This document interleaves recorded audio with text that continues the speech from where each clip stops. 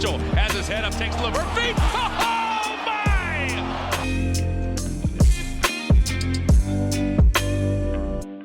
Bonjour à toutes et à tous et bienvenue pour ce nouvel épisode de Beyond the Hoops. Je suis Quentin et je serai votre hôte pour cet épisode. On enchaîne avec encore une fois une preview pour les finales de conférence, celle à l'ouest cette fois-ci, après la preview de l'est orchestrée par Benjamin et Jérémy. Et évidemment je ne suis pas tout seul pour la faire, je suis avec Azad. Salut Azad, comment ça va ? Eh ben, ça va, Kilou. Côté de l'Est à Boston, c'est plutôt tranquille, c'est playoffs, donc ça va, pas trop de stress. Et t'as pas On trop va voir, tremblé cette nuit quand même sur les dernières minutes ? Non, parce que en vrai, non, je pense, je suis limite presque déçu qu'il l'ait gagné parce que je pense que non, mais ça aurait donné une série un peu plus sympa. J'ai un peu peur que les Pacers se cassent un peu la gueule après être passés si proche de ça. Ouais. Mais non, en vrai, ça a été. Il y a le running gag un peu de ces deux équipes. Enfin, que c'est juste. Les Pacers, c'est juste des équipes qui courent. Et du coup, il faut juste arriver à plus les faire courir. Mais c'est vrai que défensivement, il y a eu quand même 2-3 ajustements. Et les Pacers s'en sortent quand même pas mal parce qu'ils ont un gros shoot-making, surtout à mi-distance. Donc ça, je pense qu'ils l'auront pas tous les matchs. Enfin, Siakam, voilà, genre, c'est pas Kevin Durant non plus. Donc voilà, à voir. Mais non, j'ai pas trop tremblé hier et je pense que du coup, peut-être la victoire d'hier va raccourcir un peu la série, qui aurait peut-être pu être un peu plus longue, mais on verra. On verra bien, ouais. Et on est aussi avec Paul, nouveau membre de QI Basket. Salut Paul, comment ça va ? Bah écoute, ça va, hein, il y a les Cavs qui sont plus en play-off. Donc j'ai plus à regarder le Bickerstaff basketball, donc je suis en pleine forme là. Ouais, parce que du coup, tu es fan des Cavs. Est-ce que tu peux te présenter Ouais, c'est rapidement ça. pour les gens qui ne te connaissent pas du coup ? Bah fan des Cavs, j'ai commencé à suivre le basket il y a fort longtemps, je dirais 2007, 2008. Et à l'époque, il y avait une certaine hype sur un certain Chosen One. Et c'est comme ça que je suis tombé un peu amoureux de la franchise des Cavs. Et sinon, bah, je fais un peu de contenu sur Twitter, un peu d'analyse tactique de temps en temps quand j'ai le temps. Vini Vedici pour ceux qui veulent me suivre sur Twitter. Et voilà. Moi, j'ai deux questions, ouais. Vas-y. Vas-y. Genre, pourquoi ce nom de compte et surtout la photo, où est-ce que tu l'as trouvée et aussi pourquoi? Parce que la photo Twitter, elle est quand même magnifique. Moi, elle m'a fait trop rire la photo Twitter. Franchement, quand je suis tombé dessus, je me suis dit putain, en fait, c'est ça le basket. C'est un mélange de Westbrook et de Jokic.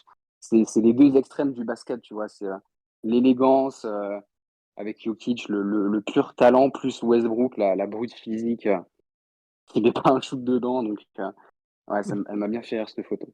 Et sinon, Vini Vedici, bah, je te laisserai taper sur YouTube Vini Vedici et tu me diras ce que t'en penses. En gros, Ok, c'est un personnage du SNL qui m'a fait trop rire à l'époque. Et ok, je sais pas pourquoi, j'ai décidé de choisir ce pseudo, quoi. ok, petit hommage. Ouais. Ok. C'est bien, bah voilà, t'as ta réponse à Z. Bah, toujours. Messieurs, passons aux choses sérieuses. Les finales de conférence à l'ouest. Les Dallas Mavericks contre les Minnesota Timberwolves. Dallas qui s'en était sorti en 6 face au leader de la conférence ouest, le Thunder. Et les Wolves qui ont eu un peu plus de mal face aux champions en titre. Ils ont quand même réussi à les sortir en étant menés 3-2. Ce qui est une plutôt belle perte quand même de leur part. Comme d'habitude sur les previews, on va commencer par ce qu'on a appris sur donc les séries précédentes, si on a eu des confirmations, que ce soit en bien ou non d'ailleurs, comme vous le souhaitez. Et on enchaînera avec la match-up, ce qu'on veut regarder, ce qu'on veut voir, ce qu'on attend un petit peu. Et pour finir, le pronostic. Et je vous propose de commencer tout de suite sur ce qu'on a appris sur la série précédente AZ. Alors je peux commencer par Dallas, si tu veux. Ok, très bien. J'ai trouvé qu'on... Il y a un aspect déjà d'un peu d'adaptabilité que je m'attendais pas forcément. J'avais peur que et l'effectif et le coach Jason Kidd soient un peu rigides et tentent de faire la même chose encore et encore jusqu'à que ça casse, en gros. Et pour le coup, je trouve qu'ils sont bien adaptés de manière même schématique au final. C'est une équipe, par exemple, qui dominait pas du tout au rebond offensif durant la saison. Je crois que c'est une dernière équipe au rebond offensif cette saison. Mais là, ils sont tombés face face à OKC, qui est une des pires équipes au rebond défensif pour le coup. Et bah, ils ont vachement appuyé là-dessus bah, pour générer un petit peu plus de possession. Et en fait, dans un spacing qui était un petit peu absent pour le coup, je trouve qu'ils ont bien réussi de profiter de ça, en fait, de profiter d'un avantage un petit peu physique. Et bah, en fait, ils sont vraiment allés chercher un petit peu là où ils pouvaient gagner parce que il n'y avait pas vraiment de possibilité de passer par du shoot making parce que j'ai l'impression que le shoot making était un peu absent de cette série. Et en réalité, même Doncic a joué blessé et je trouve que ça, c'était quand même, bah, ils s'en ont sortis même avec ça. Donc je trouve qu'il y a une vraie adaptabilité qui a été montrée en attaque, mais aussi en défense. J'ai trouvé d'ailleurs Kyrie et Derrick Jones Jr. vraiment très très bons en défense sur la série. Autant Derrick Jones Jr. on pouvait s'y attendre, autant Kyrie pas vraiment. Et j'ai trouvé ça vraiment ouf qu'ils arrivent justement à faire ressortir bah, certains joueurs un petit peu de leur rôle, qui jouent plus que leur rôle justement pendant que Doncic était blessé. PJ Washington aussi qui fait probablement, bah, c'est la première série de playoffs de sa vie et probablement la meilleure. Et donc voilà, j'ai trouvé que Dallas avait montré qu'ils n'avaient pas qu'un seul visage. Au final, on a un peu la caricature du Luka Ball et c'est juste ça et il n'y a pas grand-chose qui se passe à côté. En réalité, ils ont quand même pas mal de différents systèmes en attaque pour pouvoir mettre un peu de mouvement et attaquer justement via différentes choses malgré un spacing qui est pas du tout optimisé. Donc ouais, plutôt côté Dallas, je m'attendais pas à une telle adaptabilité et face à une équipe du coup d'OKC qui respecte pas des schémas habituels, ils ont réussi à eux aussi un peu sortir de leur schéma à eux pour proposer autre chose. Donc très cool à voir comment du coup ils arriveront à faire bah, de même face à Minnesota. Ouais, par rapport à Dallas, moi j'étais quand même un peu déçu de la série d'OKC, notamment Mmh. Ouais. de leur attaque. Clairement, j'ai pas vu assez de créativité. Ils se sont un peu empêtrés dans des schémas de jeu qui, ok, marchaient en régulière, mais voilà, les playoffs, il faut savoir s'adapter à l'adversaire. Et je trouve que Marc Degnaud a un peu déçu là-dessus. Après, bon, c'est sa première série de playoffs. Il a encore du temps pour apprendre et tout. Puis il n'avait pas non plus un personnel parfait sur le terrain pour s'adapter aussi à l'adversaire. Mais Dallas a fait une série assez solide et finalement, le contexte de la série avec pas tant de transition que ça, beaucoup de jeux demi-terrain, bah, ça a un peu avantagé Dallas parce que bah, physiquement, ils sont au-dessus et ils n'ont pas forcément moins de talent ou bah, moins de. Alors, si, ils ont moins de shot making quand même de loin Ouais. que OKC sur la régulière. Sauf qu'en fait, ça s'est pas trop vu parce que bah, des mecs comme Derrick Jones ou PJ Washington, ils ont quand même un peu de talent en termes de tir. Donc, vu que les tirs sont rentrés, et puis on a vu aussi PJ Washington se mettre en route en allant faire du post-up un peu sur Guidi. Donc, Mmh. ouais, une bonne surprise un peu, c'est mal. Je ne m'attendais pas à ce qu'il domine assez, enfin vraiment la série, parce que finalement, à part le game 1, je trouve que dès le game 2, 3, on a vu qu'il y avait un shift un peu sur qui domine l'autre. Donc, ouais, une Ouais. bonne série de Dallas. Et, et finalement, finale de conf à nouveau, 2 ans après. Donc, ouais, le duo Luka Doncic, Jason Kidd, finalement, en playoff, bah, ça fait des dégâts, hein. Bah, de ouf. Et moi, je trouve qu'au final, ce qu'on a vu, c'était qu'OKC, en effet, ils avaient pas tant de profondeur que ça, à l'inverse de Dallas, en fait. Même avec Maxi Kleber blessé. Ouais.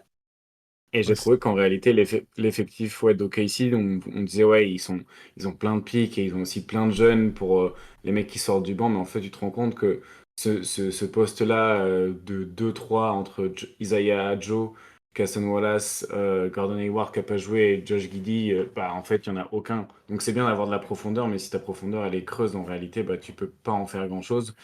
Et clairement, en fait, le rebond, c'est là encore une fois où tu vois dans une série de playoffs, bah, comme les Cavs l'année dernière s'étaient fait tuer sur ça par les Knicks, là, ils se sont fait tuer là-dessus. En réalité, il y a toute la série, Dallas, ils ont plus de 30% d'offensive rebound.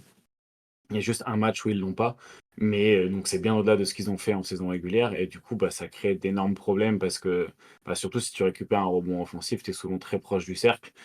Et ils ont bien réussi à annuler un petit peu bah, la défense d'OKC par rapport à ça, qui était censé en tout cas être une des meilleures défenses de la ligue cette saison. C'est vrai, ouais. On avait pas mal parlé dans la preview de l'absence de Maxi Kleber qui finalement c'est pas tant ressenti que ça. Je l'avais un peu mentionné déjà. Ouais. Bah, en vrai, je pense qu'il va peut-être plus se ressentir face aux Timberwolves pour le coup. Ouais, Où qui il ont aurait plus de peut-être. taille et plus de Ouais, génie. il y aura Ouais, plus besoin de ça. notamment en attaque, ouais. Ouais. On y reviendra tout à l'heure. Euh, Est-ce que vous aviez encore d'autres choses sur les Mavs sur ce tour face au Thunder? Non, pas Hmm, spécialement. non plus.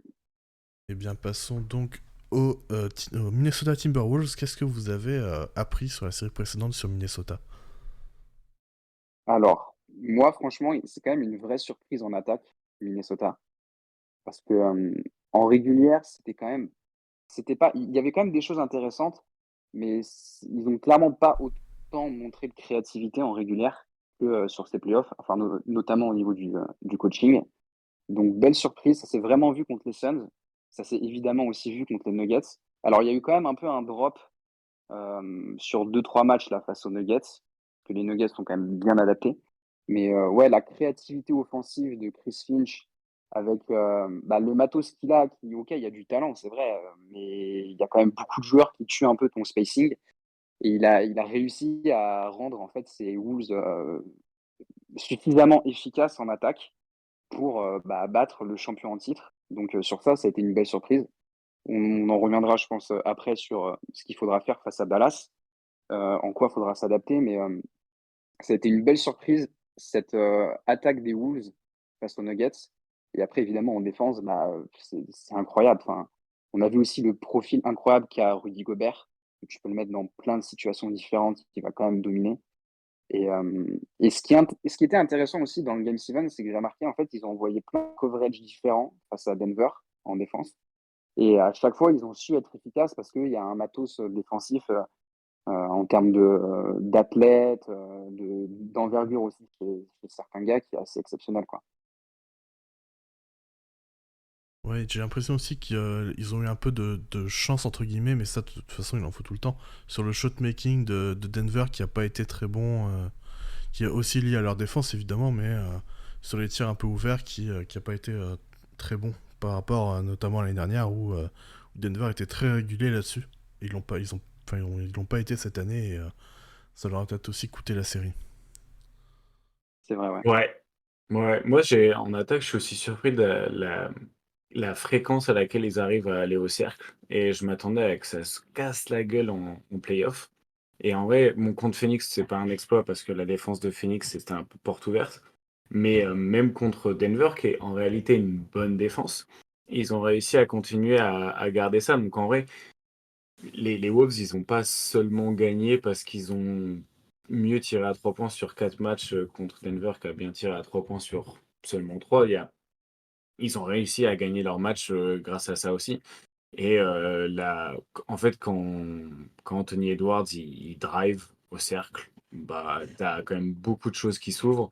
Et aussi le pick and roll Conley-Rudy Gobert, qui en 2024 a l'air bah, difficile à arrêter. Qui l'eût cru? Mais en réalité, bah, dans un semi-spacing avec des joueurs en mouvement, au final, ça reste un duo qui est difficile à stopper. Et ils ont réussi à bien attaquer Denver là-dessus aussi. Donc, l'importance de Conley. Conley qui fait en plus, encore une fois, une bonne saison sur pull-up. Et du coup, ça crée vraiment un duo difficile à arrêter sur pick and roll avec la qualité des écrans de Gobert, sa capacité à roll. Bon, il n'a pas cette capacité vraiment de jouer sur short roll, donc dès que tu fais t'apportes un peu de variance, ça peut être compliqué. Mais je sais que, bah, je crois que Paul, tu avais remarqué qu'il y avait des short actions sur lesquels ils étaient quand même utilisés, Rudy Gobert aussi. Est-ce que Donc tu peux expliquer ce ouais, que c'est c'est encore des trucs. une short action? Ah bah là, on a Alors, une short, l'expert tactique, donc faut que Paul il nous raconte, ouais. ouais. Alors, moi, je trouve, enfin, dans un premier temps, je trouve quand même que Gobert a pas mal progressé sur short roll. Ça Ouais, s'est vu sur oui. ses playoffs. Ouais. Il a un peu plus de toucher qu'avant. Après, c'est vrai qu'il part vraiment du niveau zéro, mais il a plus de toucher qu'avant et même sa qualité de passe, tu sens que la vitesse d'exécution, bah, elle est meilleure qu'avant Ouais, et la alors coordination. l'exécution est quand même pas folle, mais ça reste quand même intéressant, quoi. Il a pas une valeur négative comme avant, quoi et ouais, la short action, en fait, c'est une action qui est utilisée pour battre, le edge, sur un pick and roll ou un pick and pop. Enfin, en général, c'est un pick and roll et donc c'est le ball handler qui va faire la passe à un joueur donc situé sur les ailes ou dans le corner et à ce moment-là, il y a plusieurs types d'actions qui peuvent venir, mais en général, il va y avoir une nouvelle passe à nouveau pour, soit le ball handler qui aura, eu l'opportunité de roll ou alors le roller qui va roll et à ce moment-là, bah, ça t'offre pas mal d'opportunités pour, créer un panier. Donc soit tu renverses à l'opposé, soit, Mmh. tu as un roller qui est suffisamment, adroit à mi-distance pour, punir, le edge, précédent. Ouais, en fait, c'est toujours dans l'idée un petit peu comme les get action que le ballon traverse plus vite l'espace qu'un joueur qui dribble et du coup, bah, en réalité, tu peux attaquer des défenses agressives un petit peu comme ça parce que du coup, une défense agressive, elle a besoin du temps pour un petit peu se remettre en position, neutre et du coup, en faisant un petit peu en utilisant des passes courtes et rapides, tu peux en fait, prendre de vitesse une défense agressive et c'est un peu l'objectif de ces actions et je trouve qu'ils le font bien et c'est intéressant d'avoir, bah, 2 porteurs de balles qui puissent, jouer différemment. Je trouve que Mike Conley et Edwards, ils jouent vraiment ces 2 porteurs de balles, mais qui apportent vraiment des choses différentes et qui en plus les 2 peuvent jouer sans ballon et c'est vrai que ce backcourt, il a quand même une synergie qui est hyper intéressante en attaque comme en défense d'ailleurs. Ouais. Donc voilà ce qu'on a appris, sur les Timberwolves. Vous aviez une dernière chose où on peut passer au match-up. Jaden McDaniels, est un très bon joueur de basket. Voilà, j'en dirai pas plus.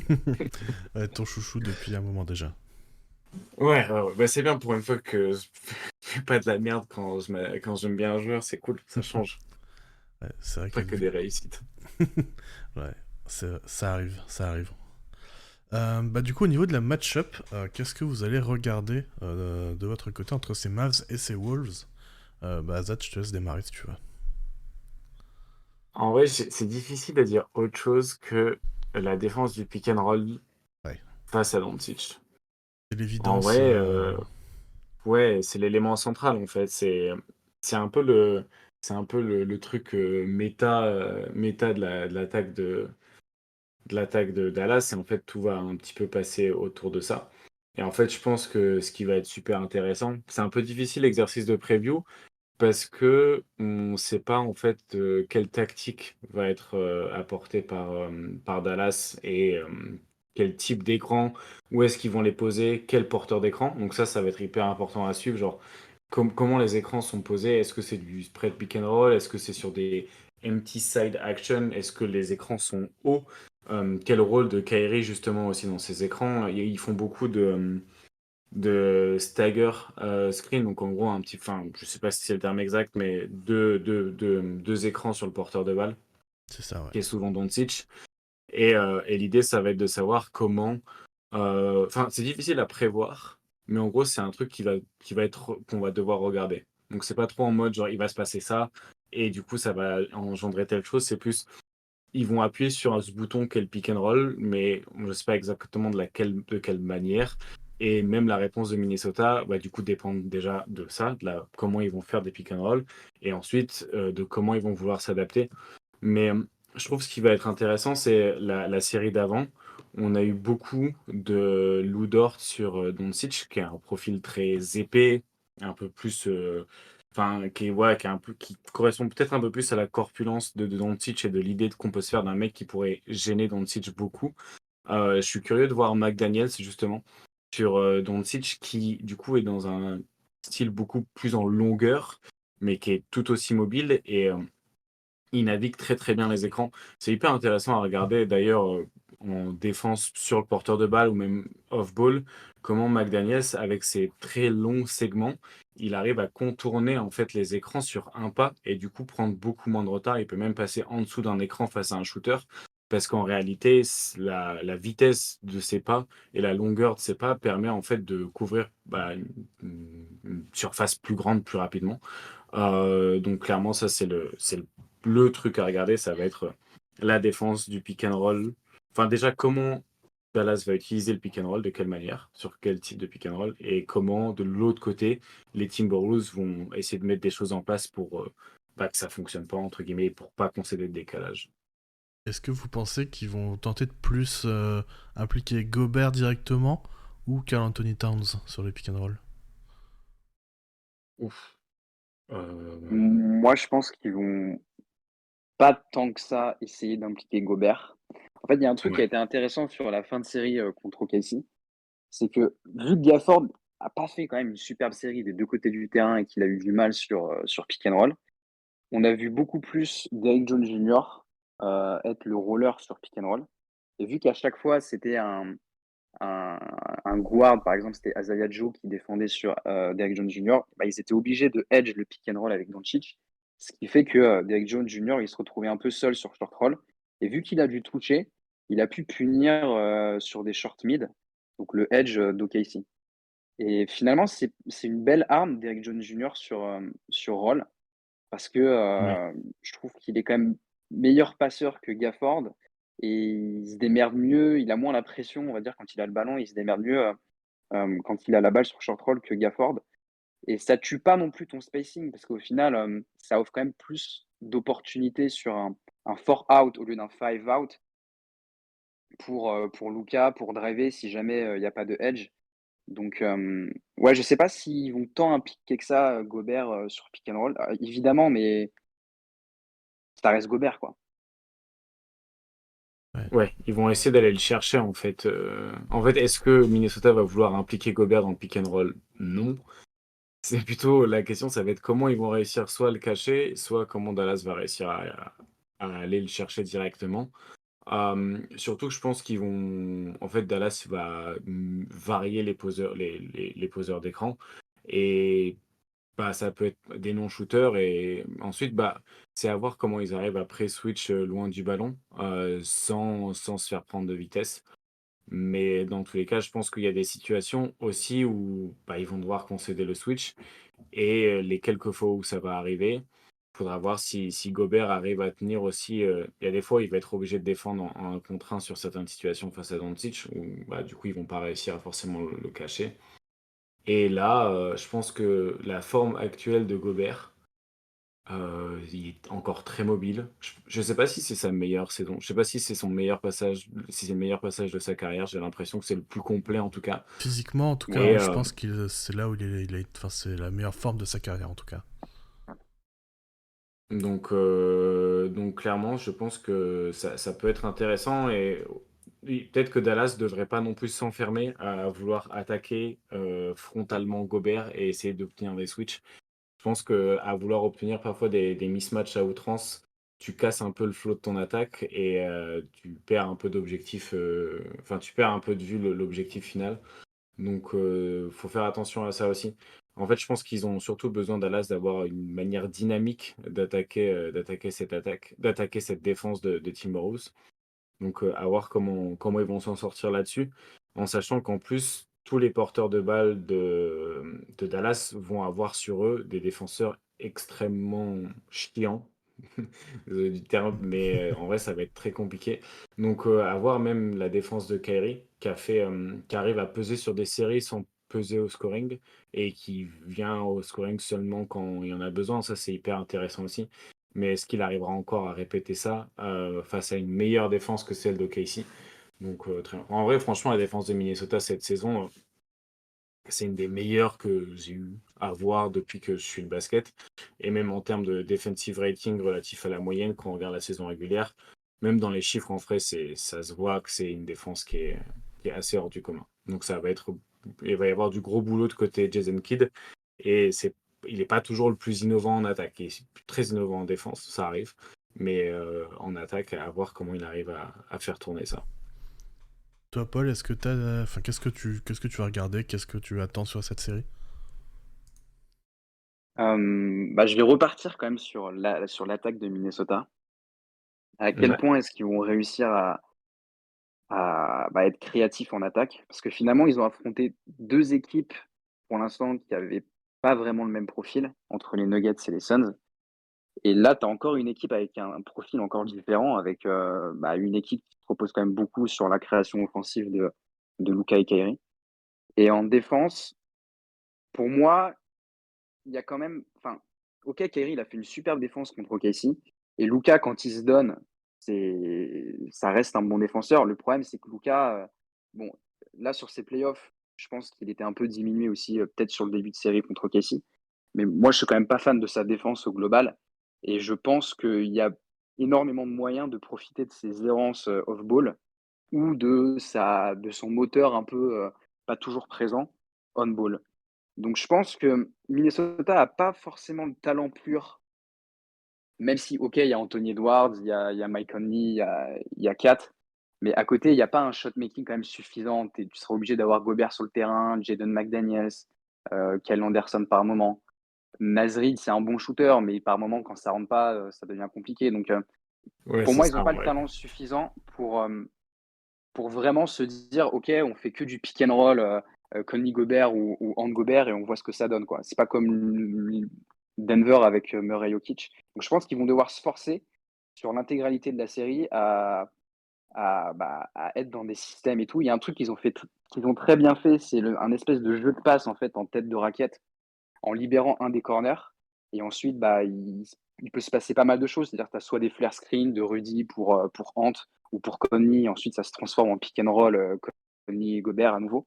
Donc sur ça, ça va être intéressant de voir. Moi, je pense qu'il y a un élément qu'on peut voir un peu plus dans cette série, c'est le pick and pop, entre Ant et Kat. J'ai regardé, dans l'après-midi, j'ai regardé le dernier match de régulière entre les 2 équipes. Bon, ça vaut pas grand-chose parce qu'il y avait, pas beaucoup de joueurs, il y avait pas encore PJ Washington, Gafford à Dallas. Mais il y a eu un peu d'utilisation du pick and pop entre 4 et pour moi, la grosse différence quand même par rapport à la défense de Dallas, par rapport aux Suns et aux Nuggets, c'est que là, tu auras de la rim protection élite, quoi. Avec Nurkic et Jokic, c'est des mecs qui sautent quand même pas très haut. Là, avec Lively et c'est plus de 2,15 m et même Gafford qui est pas très grand, mais qui est quand même athlétique, ça va pas être la même chose. Donc tu devras forcément moins utiliser pour moi le pick and roll, Conley Gobert, parce que même si on l'a dit, Gobert a progressé sur short roll. Là, avec Lively et Gafford, ce sera différent. Donc l'utilisation de 4, pour moi, elle sera importante dans cette série, sur du pick and pop avec, Ant. Et ensuite, ouais, quid de la défense de Dallas? Parce qu'ils ont beaucoup switch, ils ont même essentiellement switch contre OKC. Là, hem, qu'est-ce qui se passe si vraiment Kat se retrouve face à Luka au poste? Sur le dernier match de régulière entre les 2 équipes, il s'est un peu régalé Kat par moment, sur Luka. Donc ça va être intéressant à voir à quel point est-ce que Dallas sera prêt à sacrifier certaines choses en défense pour pas trop subir, la qualité de l'attaque, de Minnesota par moment, quoi. Ouais, moi je suis assez d'accord et même sur l'attaque de Minnesota, moi j'avais remarqué que quand il manquait un peu de spacing face aux Suns, ils avaient utilisé, certaines séquences des moments avec un seul intérieur et c'est quelque chose qu'ils avaient pas du tout fait en saison régulière et ils l'ont fait un peu contre les Suns et je me demande à quel point ils voient que, bah, justement face au switch hole de Dallas, ils arrivent pas à engendrer des espaces parce que du coup, il y a un manque de spacing, à quel point ils vont pas tenter un petit peu de jouer avec un seul intérieur. Parce contre Denver, tu es obligé d'avoir 2 intérieurs parce que défensivement, il faut que tu aies un mec sur Gordon, un mec qui soit un peu en roamer sur Jokic et tout. Donc là, tu n'avais pas trop le choix et puis même c'est l'identité de l'équipe.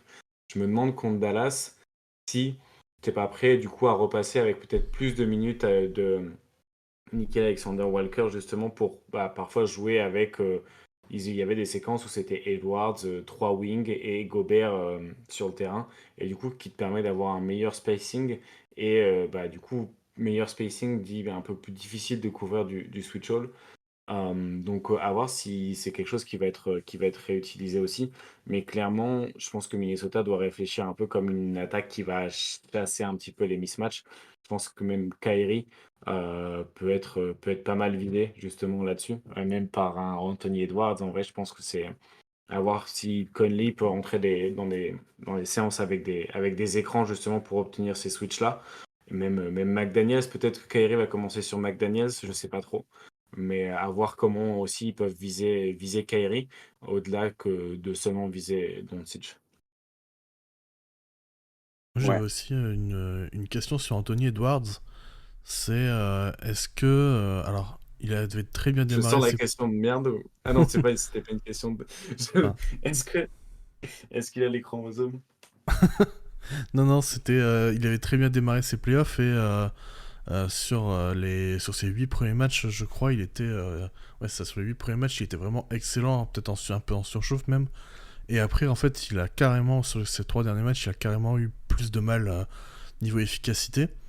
Euh, Est-ce que ça peut pas être compliqué si il n'arrive pas à remonter un peu ce niveau-là et que derrière, par exemple McDaniel, ça n'arrive pas à prendre le relais, que Karl Anthony Towns est pas forcément dans un bon soir sur quelques matchs. Est-ce que ça peut pas être vraiment compliqué leur attaque si Anthony Edwards n'arrive pas à revenir à un niveau un peu plus décent?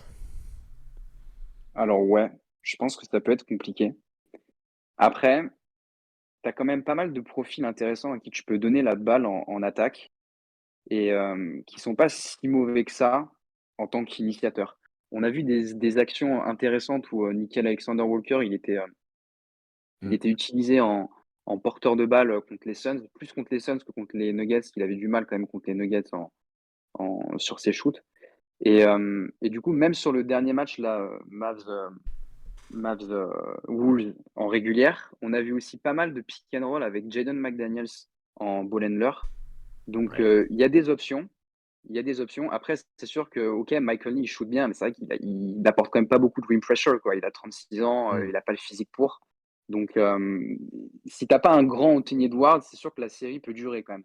Mais, il y a quand même des options. C'est pas si catastrophique que ça. Tu peux aussi utiliser, Kyle Anderson en passeur poste haut, sur de la corner offense un peu. Donc, c'est il y a pas un joueur derrière où tu dis: «OK, c'est safe, on peut lui donner la balle un peu soit sur les postes de forward, soit sur les guards». Mais, il y a quand même des options. Même Karl Anthony Towns, hein. Selon les match-ups, enfin, ça reste un wing de 7 pieds qui peut shooter, et comme tu disais, qui peut être menaçant aussi sur certains mismatchs. Donc je pense que plus Edwards sera efficace, plus ils auront un avantage. Mais c'est aussi comment eux, ils vont réussir à bien l'utiliser. Je pense ils vont avoir besoin en fait de le mettre dans la meilleure situation, ou de lui faire obtenir des mismatchs, ou alors d'engendrer des pick and roll le plus possible avec lui. Est-ce qu'au final, quand il apporte de la pression au cercle et qu'il utilise un peu ce jeu de passe aussi, que je trouve bien meilleur cette année comparé à depuis le Ouais. début de sa carrière. Donc je pense que son jeu de passe peut potentiellement un peu pallier son manque d'efficacité au tir. Et je pense que le but, c'est qu'il s'enferme pas dans ses pull-ups, et qu'il continue en fait d'exercer une pression au cercle, même si elle n'est pas aussi efficace, parce que c'est là où vraiment il y a des choses qui se déclenchent un petit peu derrière, de manière positive pour les Timberwolves. Est-ce il y a d'autres points que vous allez regarder dans cette série? Mmh. Là, de tête comme ça, j'avoue que j'ai pas quelque chose qui me vient. Ouais, j'ai l'impression Bah, qu'on a après, moi, déjà c'est fait. plus des joueurs. Ouais. Ouais, Par exemple, moi, je trouve que Gafford, il faut qu'il fasse, une grosse série, quoi. Tu peux pas à nouveau, galérer, enfin, il a galéré physiquement contre Chet Holmgren par moment, il a galéré face à OKC en général. Si là, t'as pas un Daniel Gafford qui fait une série dominante, à minima des 2 côtés du terrain, je dis pas qu'il faut qu'il tourne en 20-20, mais, ouais, il faut au moins que son équipe prenne pas l'eau quand il est sur le terrain, quoi. Donc, ouais, après, je pense que ça peut être une série aussi, pour 4. On en a un peu parlé, mais, si jamais ils envoient vraiment leurs meilleurs défenseurs et qu'ils ont enfin sur Anthony Edwards et mmh. que du coup, ils bougent vraiment tous les 3 Anthony Edwards, bah 4, ça peut être vraiment parfait pour lui, quoi. Donc, ouais, le duel un peu à distance entre Kat et Gafford, va être intéressant. Ouais, Z, c'était d'autres petites choses. Ouais, bah, je suis assez d'accord sur Karl Anthony Towns. Je pense que là où ça a manqué côté OKC, à côté de SGA. Je pense que si Anthony Edwards, ça ne fonctionne pas aussi bien parce que Derrick Jones Jr., par exemple, qui défend sur lui, je pense que le reste de l'attaque des Timberwolves peut quand même tourner avec d'autres initiateurs, un peu plus de créativité aussi. Donc clairement, là-dessus, c'est un truc que je vais regarder la série de 4 avec attention. Et sinon, bah, est-ce que PJ Washington va continuer à être aussi impactant en attaque? Et est-ce que Kyrie Irving va réussir à aussi tenir le rang qu'il a l'air d'avoir en défense depuis le début des playoffs? Donc je pense que c'est des trucs que je vais regarder. Et après, bah, attention à des matchs où le shootmaking fonctionne très bien côté Dallas, parce que du coup, une fois que les trois y rentrent, c'est fini. Et peut-être un dernier truc sur Luka Doncic, comment ils vont réussir à lui faire prendre des step back, mais pas comme vraiment il aime les prendre. Il a un peu une. En fait, enfin, il aime beaucoup ses step back, il aime pas du tout shooter vers l'avant, en allant de l'avant. Donc c'est comment peut-être bah, Minnesota va réussir à lui laisser des tirs qui sont dans les zones qu'il aime bien, mais pas dans le rythme qu'il aime bien. En fait, il y a un truc un petit peu avec Luka, il imprime son propre rythme dans ses propres angles, sur ses propres zones de préférence. Et est-ce qu'ils vont réussir un petit peu à le gêner sur ça, avec bah, la longueur qu'ils ont et le mouvement. Donc ça peut être hyper intéressant à suivre, de voir comment ils peuvent essayer de sortir un peu Luka de sa zone de confort en lui laissant ses zones habituelles, mais pas dans le rythme que lui il aime, ni dans un petit peu le mouvement que lui aime. Ok. Est-ce que vous n'êtes pas aussi un peu, alors entre gros guillemets, inquiet sur la pression tout terrain que peut exercer Minnesota, notamment parce que Dallas a, à part Kyrie et Luka, peu de bons porteurs de balles finalement. Peut-être Dante Exum qui rentre un peu dans la catégorie, mais est-ce que du coup vous n'êtes pas un peu inquiet sur la mise en place de l'attaque de Dallas? Bon, je pense que s'il tente trop la presse souterrain, c'est peut-être un coup à se retrouver à faire beaucoup de fautes aussi sur un mec comme Luka. Donc je pense que ça peut potentiellement te mordre un peu le cul si tu fais trop de tout terrain. Surtout vu qu'après tu as des connecteurs un peu, tu as des mecs qui peuvent profiter d'un premier décalage qui a été fait. Si ta presse tout terrain là, a été mal exécutée, le ballon il est transmis à Washington, Josh Green, Dante Exum, tu vois, même un Derrick Jones Jr. ou un Lively qui est aussi un bon passeur, par exemple sur short roll ou qui peut passer en mouvement, ça peut vite faire mal parce que tu te retrouves derrière sur un 4 contre 3. Donc je ferai attention à pas être trop agressif sur tout le terrain parce que tu peux offrir des décalages un peu de manière organique. Et je pense que Luka, il saura profiter de ça en gros. Ok. On l'a vu avec Indiana, Boston hier, ouais. Non, moi, je suis pas trop inquiet par ça. Je suis plus inquiet par le spacing. Parce que contre Ouais. OKC, ils ont pu mettre Josh Green en 4 sur des line-up, sur des séquences, bah, sans se faire dominer au rebond de l'autre côté ou physiquement. Là, tu pourras pas. Je pense que tu pourras pas mettre Josh Green en 4. C'est soit 4, soit Nasrid sur le poste 4. Enfin, en attaque, ils vont se régaler, Minnesota. Donc, ouais, à quel point est-ce qu'ils vont vouloir, optimiser spacing, donc peut-être en donnant, pas mal de temps de jeu à Josh Green et Tim Hardaway. Mais de l'autre côté, tu sais qu'en défense, ça risque d'être compliqué, si ça se retrouve sur des switches, contre des Cat ou des Nasrid, bah, ouais, enfin, à quel point est-ce qu'ils vont vouloir faire ces sacrifices-là, quoi? Très bien, très bien. Est-ce que vous avez un dernier truc à rajouter, je sais pas, un dernier truc que vous allez regarder sur la match-up, un joueur, un facteur X peut-être? Bon, Derek Lively encore. Franchement, tellement impressionné par sa saison rookie. Hâte de voir comment ça tourne sur cette série aussi, qui sera un peu différente. Mais franchement, assez sur le cul de ce rookie. Et franchement, la classe des rookies de cette saison est quand même vraiment assez hors du commun. Ouais. Eh bien, messieurs, on peut passer donc au pronostic. Finalement, l'exercice le plus difficile peut-être Ouais. euh, de la Ouais, preview. Allez, faut se mouiller les gars. Qui balance son prono en premier? vas-y. Vas-y, Hazel. Je vois qu'il y a foule. Putain, en fait, j'ai envie de dire, j'ai envie de dire Dallas parce qu'ils ont le meilleur joueur. Putain, ça, c'est vraiment de la pronostic de PMU, je déteste. En fait, c'est trop dur le pronostic, parce que tu te bases sur des sensations, mais ouais, j'ai l'impression que ouais, c'est rien. Je vais dire Dallas en 7, mais genre vraiment, je suis pas convaincu du tout. Genre, si c'est Minnesota en 6, ça me choquerait pas, mais vas-y, Dallas en 7. Ok. Paul? Dallas, waouh, ok. Moi, je dirais Minnesota en 7. Ça me Oh, tu fend le fais cœur genre, de. tu dis oh genre Quoi? Dallas, mais en fait tu dis oh genre Dallas, mais en vrai tu vas en 7 aussi une fois que c'est le match Ouais, je 7. vais en 7 aussi, ouais. Ouais, ça me fend le cœur de parier contre Kyrie, mais ouais, je sais pas, je Mm. trouve les Wolves vraiment impressionnants. Je pense qu'il y a des matchs où, en fait, l'attaque de Dallas, elle va vraiment avoir énormément de mal face à la défense de Minnesota. Et je suis pas hyper convaincu par Luka sur ses playoffs. Alors évidemment, du jour au lendemain, tu sais qu'il peut faire une série en 38, 8-8. Mais je sais pas, je trouve que il se frustre beaucoup quand même quand il a pas les calls en sa faveur, il se frustre beaucoup avec les arbitres. Donc ouais, il me convainc pas énormément. Kerry s'est quand même un peu caché aussi contre OKC, tu vois. C'est quand même ça a été le troisième meilleur scoreur de son équipe. Donc ouais, j'ai envie de dire Minnesota, j'ai envie de faire confiance en Chris Finch et Rudy Gobert. Et Rudy Gobert va en finale NBA. Si ça, c'est pas beau, les gars. Moi, je vais mettre Minnesota, mais en 6. Allez. Ok. C'est pas le prono qui me fait le plus plaisir parce que je préférais voir Dallas passer. Mais je pense que Minnesota a la match-up et que ils peuvent trop embêter Dallas avec leur tall ball et du coup, aller relativement facilement en finale NBA.